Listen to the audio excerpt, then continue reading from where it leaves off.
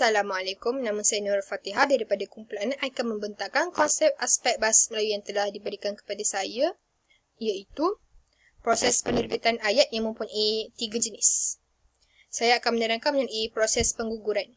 Proses di mana kita akan menggugurkan mana-mana bahagian dalam ayat dan bahagian yang digugurkan itu tidak akan wujud lagi dalam ayat kita. Okay.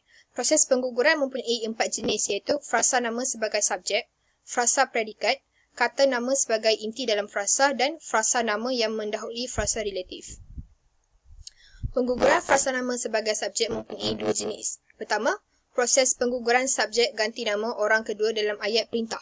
Disertakan contoh, kamu berdiri di sini. Apabila kamu digugurkan, kita cuma akan ditinggalkan dengan berdiri di sini. Untuk jenis yang kedua, proses pengguguran subjek yang serupa dalam ayat majmuk. Dia menangis, dia terjatuh ke dalam longkang.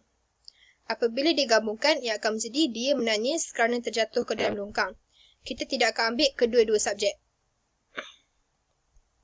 Untuk pengguguran frasa predikat, ia terdiri daripada pengguguran frasa nama, kata kerja, sendi dan adjektif. Untuk frasa kerja disertakan di sini, Sarah belajar di England, Ika belajar di England. Apabila digugurkan menjadi Sarah dan Ika belajar di England. Untuk frasa nama, Encik Ahmad ialah pegawai polis. Encik Syukri ialah pegawai polis. Apabila digugurkan, Encik Ahmad dan Encik Syukri ialah pegawai polis. Untuk frasa adjektif pula, adik saya sangat rajin dan adik Abu sangat rajin. Apabila digugurkan satu predikat sangat rajin ini, ia akan menjadi adik saya dan adik Abu sangat rajin. Untuk frasa sendi, rumah Ana di tepi sungai dan rumah Ali di tepi sungai. Kita gugurkan satu di dan ambil rumah Ana dan Ali di tepi sungai. Selain daripada 4 frasa sebelum ini, kita juga boleh menggugurkan oleh dan FN dalam ayat pasif. Ini contohnya. Dia dipukul oleh bapanya, dia dipukul. Lepas tu, pengguguran kata bantu yang sama. Calon perlu bersabar dan perlu bertenang. Calon perlu bersabar dan bertenang. Kemudian yang ketiga ialah penggunaan frasa nama sebagai objek yang sama. Cik Jah memetik duku dan makan duku menjadi Cik Jah memetik dan makan duku. Yang terakhir ialah pengguguran frasa nama sebagai objek selepas kata kerja yang membawa makna adjektif. Hal itu sangat memalukan kami. Kita gugurkan kami ini dan menjadi hal itu sangat memalukan.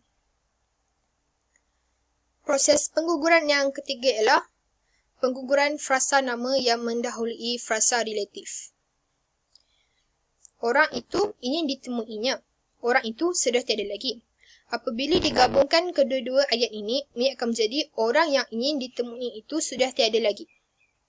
Kita akan menggugurkan frasa nama yang mendahului keseluruhan frasa ini, iaitu bila digugurkan menjadi yang ingin ditemuinya sudah tiada lagi. Ini adalah proses pengguguran yang terakhir, jenis yang terakhir. Pengguguran kata nama yang berfungsi inti dalam frasa nama. Kegiatan bersenam boleh menyihatkan badan. Kita gugurkan kegiatan ini dan menjadi bersenam boleh menyihatkan badan.